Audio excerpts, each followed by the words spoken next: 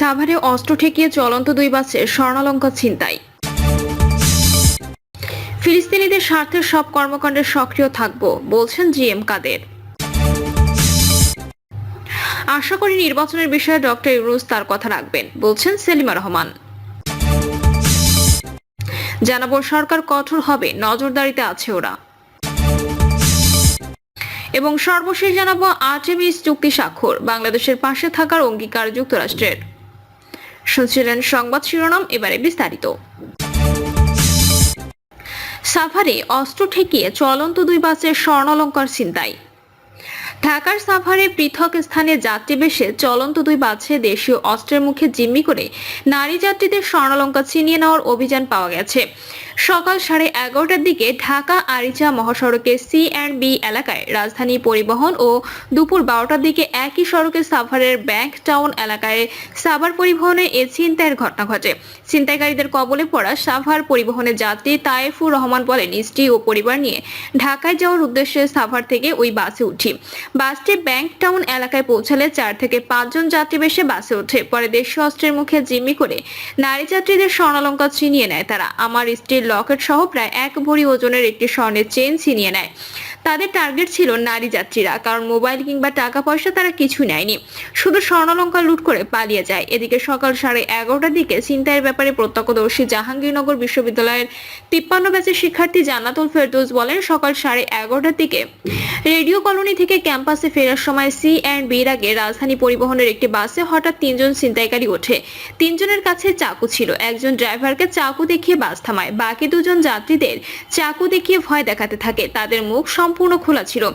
আমার পাশে বসা নারীর গলা থেকে চেইন ছিনিয়ে নিয়ে যায়, পেছনে বসা আরেকজন নারীর গলার চেইনও ছিনিয়ে নিয়ে পালিয়ে যায় তারা। দেখছি দিনের বেলাতেও কোথাও যাওয়া নিরাপদ নয়। এ বিষয়ে সাভার মডেল থানার ভারপ্রাপ্ত কর্মকর্তা জুয়েল মিয়া বলেন, বিষয়টি শুনে আমি ঘটনাস্থলে যাচ্ছি।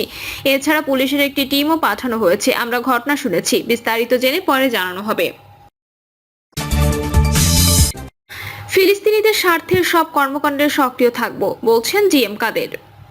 ফিলিস্তিনিদের পাশে দাঁড়ানো সরকারের দায়িত্ব উল্লেখ করে জাতীয় পার্টির চেয়ারম্যান গোলাম মোহাম্মদ কাদের বলেছেন, ফিলিস্তিনিদের স্বার্থে আমাদের কি করতে হবে তা সরকার ঠিক করে দিক। আমরা ফিলিস্তিনিদের স্বার্থে সব কর্মকাণ্ডে সক্রিয় থাকব। আমরা চাই ফিলিস্তিনিরা মানুষ হিসেবে বাঁচার অধিকার পাক। সমাবেশটি আয়োজন করা হয় ফিলিস্তিনি জনগণের প্রতি সংহতি প্রকাশ ও ইসরায়েলের বর্বর হামলার প্রতিবাদে। এ সময় আগামী রোববার সারা দেশে বিক্ষোভ কর্মসূচিরও ঘোষণা দেয় জাতীয় পার্টি। জিএম কাদের বলেন, ইসরায়েল ফিলিস্তিনে যে বর্বর হত্যাযজ্ঞ চালাচ্ছে আমরা তার তীব্র প্রতিবাদ জানাই। ফুটফুটে শিশুদের টার্গেট করে হত্যা করা হচ্ছে, বিশ্ব বিবেক কিভাবে চুপ থাকতে পারে?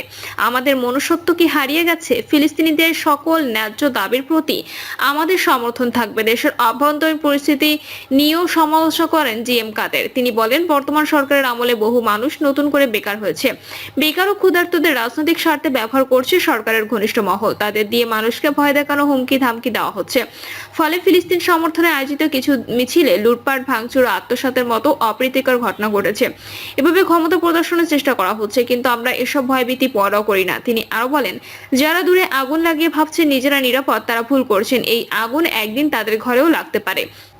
সাধারণ মানুষের উপর যে অত্যাচার চলছে তা অবশ্যই শেষ হবে। আমরা সব অন্যায় ও নিপীড়নের বিরুদ্ধে প্রতিবাদ করে যাব। আশা করি নির্বাচনের বিষয়ে ডক্টর ইউনূস তার কথা রাখবেন বলছেন সেলিমা রহমান।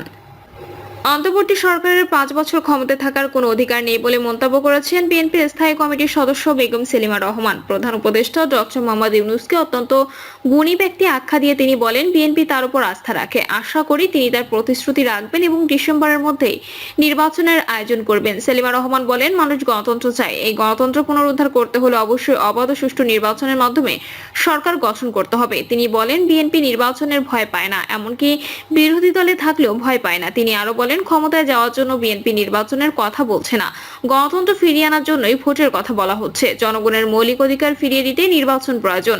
সেলিমা রহমান বলেন, নির্বাচিত সরকার এলে দেশের অস্থিতিশীলতা দূর হবে। বর্তমানে যেসব ষড়যন্ত্র হচ্ছে তা প্রতিহত করা সম্ভব হবে। সরকার কঠোর হবে, নজরদারিতে আছে ওরা। গত বছরের 5ই আগস্টে দেশে পট পরিবর্তনের পর জঙ্গিবাদের বিভিন্ন মামলায় অভিযুক্ত শত শত ব্যক্তি জামিনে মুক্তি পেয়েছেন। কারা কর্তৃপক্ষের হিসাবে এখনো পর্যন্ত এই সংখ্যা 3 শতাধিক। জামিনপ্রাপ্তদের মধ্যে সন্দেহভাজন, বিচারাধীন, এমনকি যাবজ্জীবন সাজাপ্রাপ্ত ব্যক্তিও রয়েছেন। বিশ্লেষকরা বলছেন, জামিনে মুক্তিপ্রাপ্তদের মধ্যে বিগত সরকারের আমলে জঙ্গি তকমা দিয়ে আটক নিরপরাধ ব্যক্তিরা যেমন আছেন, তেমনি বিভিন্ন জঙ্গি তৎপরতার সঙ্গে জড়িতরাও এই সময়টিকে সুযোগ হিসেবে কাজে লাগিয়েছেন। জঙ্গি মামলায় অভিযুক্ত কতজন জামিনে মুক্তি পেয়েছেন এ বিষয়ে কারা মহাপরিদর্শক ব্রিগেডিয়ার জেনারেল সৈয়দ মোহাম্মদ মোতাহের হোসেন বলেন, সংখ্যাটি 300-র অধিক। তিনি বলেন, 300+ বন্দী মুক্তি পেয়েছেন, যাদের অনেকের বিভিন্ন জঙ্গি সংক্রান্ত অপরাধের সঙ্গে হয়তোবা যুক্ত ছিল। সরকার এই বিষয়ে যথেষ্ট সচেতন এবং যারা হিনিয়াস ক্রাইমের সঙ্গে জড়িত অথবা সরাসরি বিভিন্ন অপরাধমূলক কার্যক্রমের সঙ্গে জড়িত ছিল, তাদের ব্যাপারে কিন্তু সরকার পদক্ষেপ নিয়েছে। এর মধ্যে অনেকেই কিন্তু আবার রি-অ্যারেস্ট হয়েছেন। এদিকে অনেকের দৃষ্টিতে বাংলাদেশ 5ই আগস্ট পরবর্তী বেশ কিছু ঘটনায় উগ্রবাদী তৎপরতা দৃশ্যমান রয়েছে। খিলাফত প্রতিষ্ঠার দাবিতে মার্চ ফর খিলাফত কর্মসূচি পালন করেছে নিষিদ্ধ সংগঠন হিজবুত তাহরীর। গত 8 মাসের মাজার ভাঙা নারীর প্রতি দৃষ্টিভঙ্গি এবং বিভিন্ন জায়গায় মব তৈরি এবং সবশেষ ফিলিস্তিনের সমর্থনে কর্মসূচি দিনে ব্যবসা প্রতিষ্ঠানে হামলা, ভাঙচুর ও লুটপাট খারাপ নজির সৃষ্টি করেছে। অন্তর্বর্তীকালীন সরকার বলছে, বাংলাদেশে কোনো উগ্রবাদ ও জঙ্গি তৎপরতা প্রশ্রয় দেওয়া হবে না।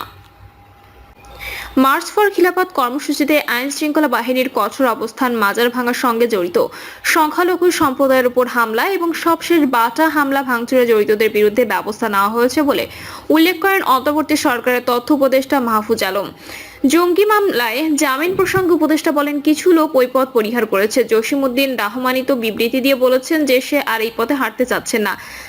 যারা ছাড়া পেয়েছে প্রত্যেকের নজরদারিতে আছে। তাদের ব্যাপারে গোয়েন্দা সংস্থা এবং রাষ্ট্র খুব স্পর্শকাতর। তারা যে কোনো কিছু করলেই সরকার ব্যবস্থা নেবে। আমরা চাচ্ছি যে বিচারিক প্রক্রিয়া অনুসরণ করা হবে, কিন্তু আমরা তাদেরকে নজরদারিতে রাখছি।